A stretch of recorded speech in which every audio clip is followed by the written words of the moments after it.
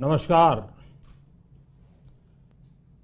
मेरे प्यारे देशवासियों, आज मैं अपनी बात की शुरुआत एक वेद वाक्य के साथ करना चाहता हूं।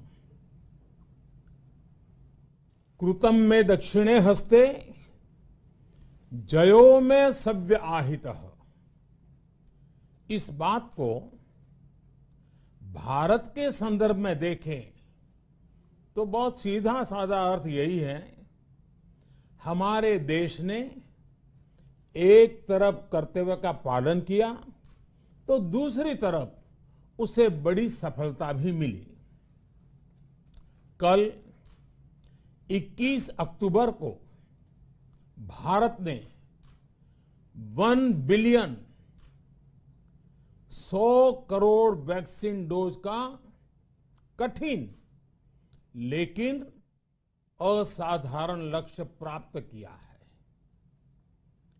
इस उपलब्धि के पीछे 130 करोड़ देशवासियों की कर्तव्य शक्ति लगी है। इसलिए ये सफलता भारत की सफलता है, हर देशवासी की सफलता है। मैं इसके लिए सभी देशवासियों को हृदय से बधाई देता हूं।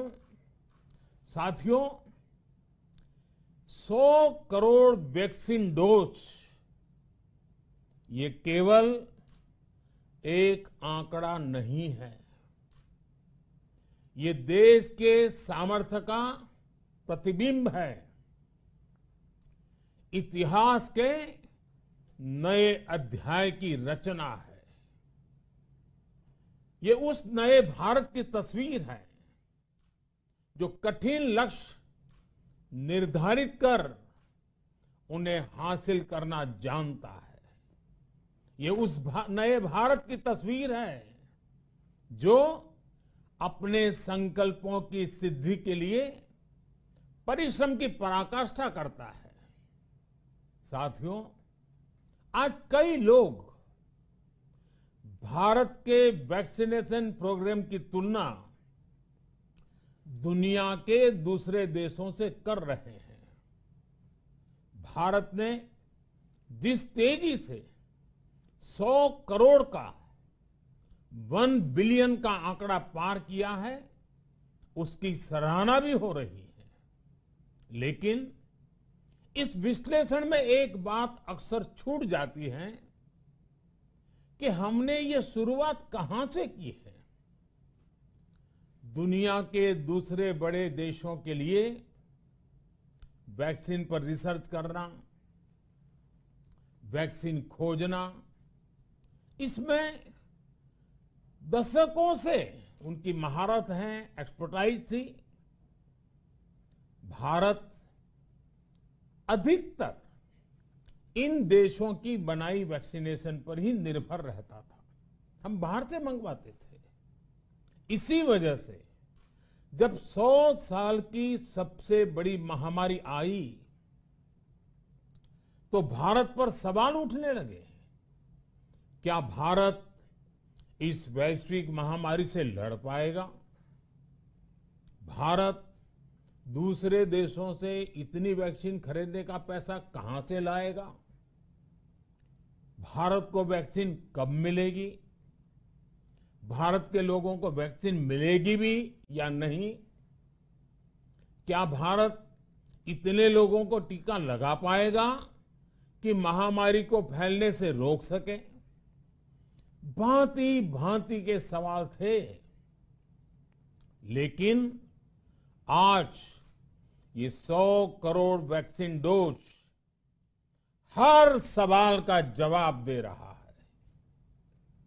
भारत ने अपने नागरिकों को 100 करोड़ वैक्सीन डोज लगाई हैं और वो भी मुफ्त, बिना पैसा लिए। साथियों, 100 करोड़ वैक्सीन डोज का एक प्रभाव ये भी होगा कि दुनिया अब भारत को कोरोना से ज्यादा सुरक्षित मानेगी। एक फार्मा हब के रूप में भारत को दुनिया में जो स्वीकृति मिली हुई है, उसे और मजबूती मिलेगी। पूरा विश्व आज भारत की इस ताकत को देख रहा है, महसूस कर रहा है। साथियों, भारत का वैक्सीनेशन अभियान सबका साथ, सबका विकास, सबका विश्वास और सबका प्रयास का सबसे जीवंत उदाहरण है। कोरोना महामारी की शुरुआत में ये भी आशंकाएं व्यक्त की जा रही थी कि भारत जैसे लोकतंत्र में इस महामारी से लड़ना बहुत मुश्किल होगा।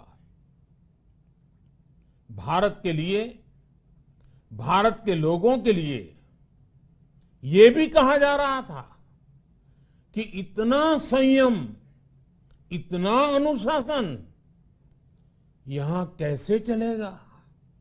लेकिन हमारे लिए लोकतंत्र का मतलब है सबका साथ। सबको साथ लेकर देश ने सबको वैक्सीन, मुफ्त वैक्सीन का अभियान शुरू किया।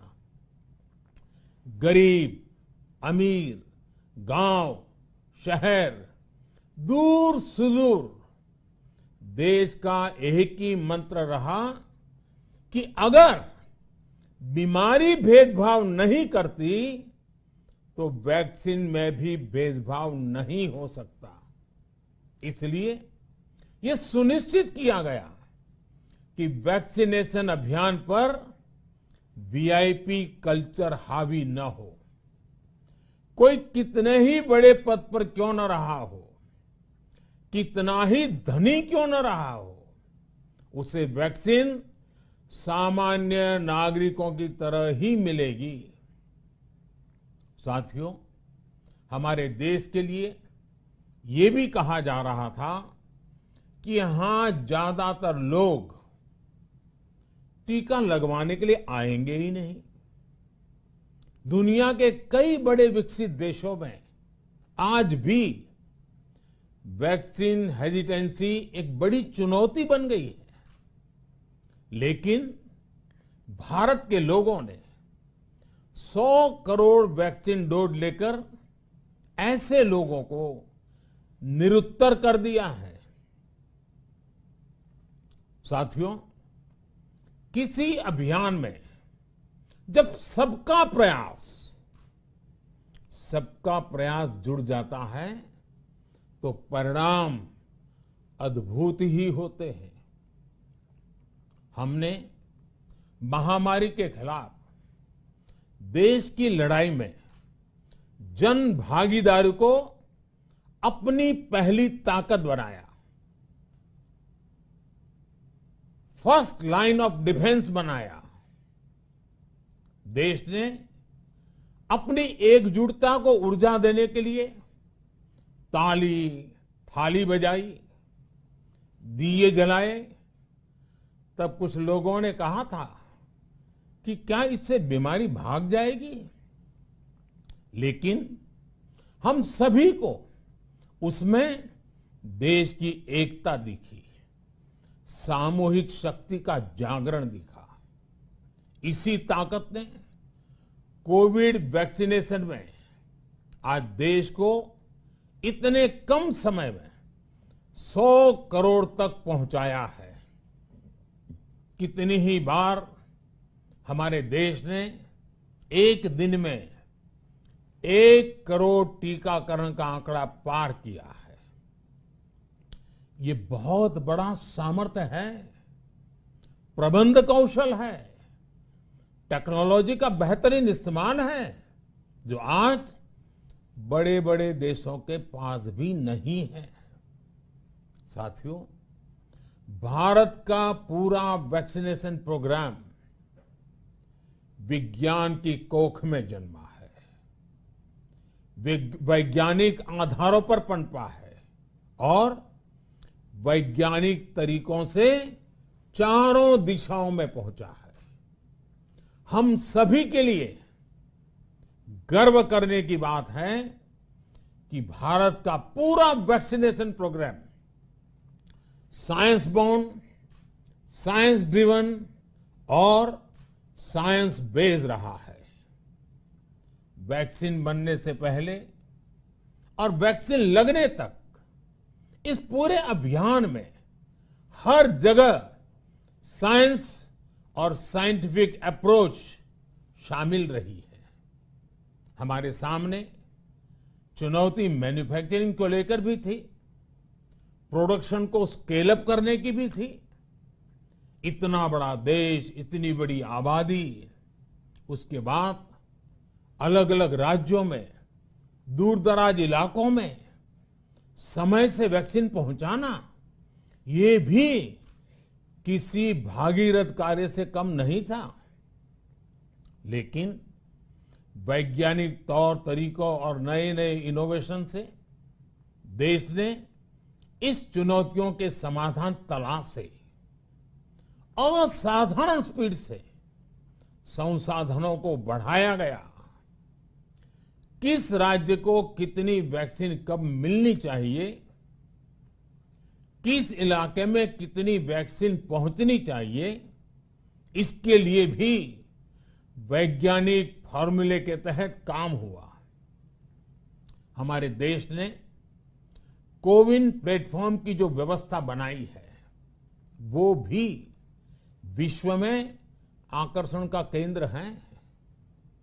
भारत में बने कोविन प्लेटफॉर्म ने न केवल आम लोगों को सहूलियत दी, बल्कि हमारे मेडिकल स्टाफ के काम को भी आसान बनाया। साथियों, आज चारों तरफ एक विश्वास है, उत्साह है, उमंग है। समाज से लेकर इकोनॉमी, हम हर तबके पर देखें, ऑप्टिमिज्म ऑप्टिमिज्म ऑप्टिमिज्म ही नजर आता है। एक्सपर्ट्स और देश विदेश की अनेक एजेंसीज भारत की अर्थव्यवस्था को लेकर बहुत सकारात्मक है। आज भारतीय कंपनियों में न सिर्फ रिकॉर्ड इन्वेस्टमेंट आ रहा है, बल्कि युवाओं के लिए रोजगार के नए अवसर भी बन रहे हैं। स्टार्टअप्स में रिकॉर्ड इन्वेस्टमेंट के साथ ही रिकॉर्ड स्टार्टअप्स यूनिकॉर्न बन रहे हैं। हाउसिंग सेक्टर में भी नई ऊर्जा दिख रही है। पिछले महीनों में किए गए कई सारे रिफॉर्म्स, कई सारे इनिशिएटिव, गति शक्ति से लेकर नई ड्रोन पॉलिसी तक भारत की अर्थव्यवस्था को और तेजी से आगे बढ़ाने में बड़ी भूमिका निभाएंगे। कोरोना काल में कृषि क्षेत्र ने हमारी अर्थव्यवस्था को मजबूती से संभाले रखा। आज रिकॉर्ड लेवल पर अनाज की सरकारी खरीद हो रही है। किसानों के बैंक खातों में सीधे पैसे जा रहे हैं। वैक्सीन के बढ़ते हुए कवरेज के साथ साथ आर्थिक सामाजिक गतिविधियां हो, खेल जगत हो, टूरिज्म हो, एंटरटेनमेंट हो, सब तरफ सकारात्मक गतिविधियां तेज हो रही हैं। आने वाले त्योहारों का मौसम इसे और गति देगा और शक्ति देगा। साथियों, एक जमाना था जब मेड इन ये कंट्री, मेड इन वो कंट्री, इसी का बोलबाला था, बहुत क्रेज हुआ करता था। लेकिन आज हर देशवासी ये साक्षात अनुभव कर रहा है कि मेड इन इंडिया की ताकत बहुत बड़ी होती है। और इसलिए आज मैं आपसे फिर ये कहूंगा कि हमें हर छोटी से छोटी चीज जो मेड इन इंडिया हो, जिसे बनाने में किसी भारतवासी का पसीना बहा हो, उसे खरीदने पर जोर देना चाहिए। और ये सबके प्रयास से ही संभव होगा। जैसे स्वच्छ भारत अभियान एक जन आंदोलन है, वैसे ही भारत में बनी चीज खरीदना, भारतीयों द्वारा बनाई चीज खरीदना, वोकल फॉर लोकल, ये हमें व्यवहार में लाना ही होगा। और मुझे विश्वास है सबके प्रयास से हम ये भी करके रहेंगे। आप याद करिए, पिछली दिवाली हर किसी के मन मस्तिष्क में एक तनाव था, लेकिन इस दिवाली 100 करोड़ वैक्सीन डोज के कारण एक विश्वास का भाव है। अगर मेरे देश की वैक्सीन मुझे सुरक्षा दे सकती है, तो मेरे देश का उत्पादन, मेरे देश में बने सामान मेरी दिवाली और भी भव्य बना सकते हैं। दिवाली के दौरान बिक्री की एक तरफ और बाकी साल की बिक्री एक तरफ होती है। हमारे यहां दिवाली के समय, त्योहारों के समय बिक्री एकदम बढ़ जाती है। 100 करोड़ वैक्सीन डोज हमारे छोटे छोटे दुकानदारों, हमारे छोटे छोटे उद्यमियों, हमारे रेहड़ी पटरी वाले भाइयों बहनों, सभी के लिए आशा की किरण बनकर आई है। साथियों, आज हमारे सामने अमृत महोत्सव के संकल्प है, तो ऐसे में हमारी ये सफलता हमें एक नया आत्मविश्वास दिलाती है।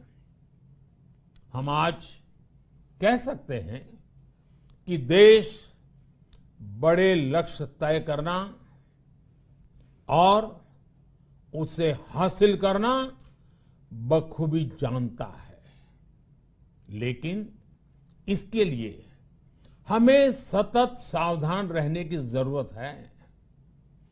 हमें लापरवाह नहीं होना है। कवच कितना ही उत्तम हो, कवच कितना ही आधुनिक हो, कवच से सुरक्षा की पूरी गारंटी हो, तो भी जब तक युद्ध चल रहा है, हथियार नहीं डाले जाते। मेरा आग्रह है कि हमें अपने त्योहारों को पूरी सतर्कता के साथ ही मनाना है। और जहां तक मास्क का सवाल है,